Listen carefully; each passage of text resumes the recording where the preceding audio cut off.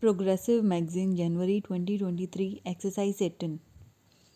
I am glad to know that Kerala has launched a massive decentralization drive to break this impasse. Effective decentralization will meet the challenge of development. I am sure the unique People's Planning campaign in your state has addressed this issue.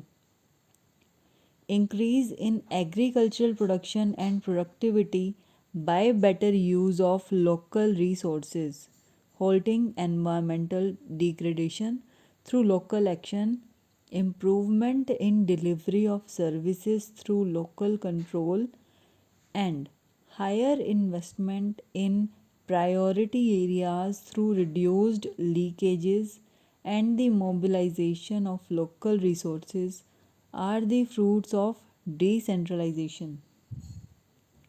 Decentralization transfers power to the people.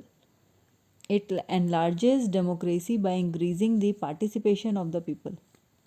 The panchayat and urban local bodies should be seen as conduits for power to flow to the ordinary people. They should not be seen as power centers but as trustees of the people, as agencies of public service, and as instruments of face to face democracy.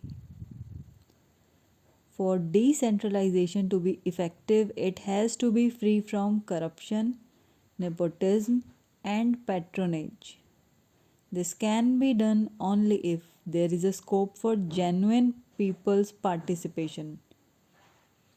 Control from below is the best check against possible abuse of power by local authorities. The word participation is often used very loosely. One has to be very clear about what it means. There can be pseudo participation where people are got together only for the sake of official record. There can be manipulative participation where people are collected for attainment of ulterior motives. Genuine participation involves not merely giving a voice or the freedom to air opinions, grievances, and demands. It involves the power of choice. That means people's right to decide what they want and their right to monitor the functioning of the government. The Gran Sabha, where all the electors get together, become a critical institution of democratic decentralization. However, there is a danger of the Gram Sabha degenerating into a body of approvers or an idle group of persons. Organizing women is one of the best ways of avoiding this danger. Hence, I see Kerala as a furthering of the decentralization process and as a tool for empowerment of the poor. Dear friends, the whole nation is watching this program with interest. I assure my personal support and the support of the government in New Delhi to the success of this project, and it is possible use elsewhere. In matters relating to the nation's development, there should be no politics. I consider it a privilege to be present on this important occasion, and I am not saying this is a manner of formality. As Prime Minister of the country, I am invited to attend many functions and inaugurate many programs. Each one of them is significant in its own way, having a bearing on the social and economic development of our country. But some programs carry a greater emotional content in them and give a deeper sense of personal satisfaction. This is because any degree of success in these programs directly transforms itself into smile on a child's face, happiness in a suffering family, and a sense of accomplishment in the community. Today's program is one of them. As I inaugurate the national pilot project for early intervention to prepare the mentally challenged persons to integrate the family and community, my heart is filled with the gratifying belief.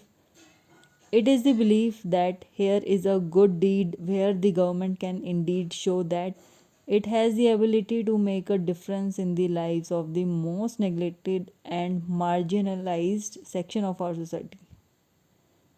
Independent India has seen many distortions in the development process, resulting in different kinds of inequalities in our society. These inequalities have pushed the poor and several other sections of our population to the margins of our national life. But when we look at the mentally challenged persons in our midst, and I am using the term mentally challenged deliberately as a more suitable substitute to the description mentally retarded, we find that they live on the margins of every section of society, including those that are themselves marginalized. Barring happy exception, mentally challenged persons live a life of exclusion as much in a rich community as in a poor community. With exclusion comes apathy and indifference and even callousness. This deepens the distress of those suffering from developmental disabilities. Here, I would like to draw the attention to an important difference between the treatment a mentally challenged person receives within their family and the community. Family is still a strong institution in India, even though it is coming under many negative pressures, especially in cities and towns. Values such as love and care are still fairly deep rooted in the family structure. Hence, mentally challenged persons receive affection and assistance in many families, but the same cannot be said about the community. The rapid erosion of a sense of caring and empathy in our community life is the most painful feature of the present day social life in India. This lack of caring and sensitivity manifests itself most starkly in the treatment given to disabled. Stop.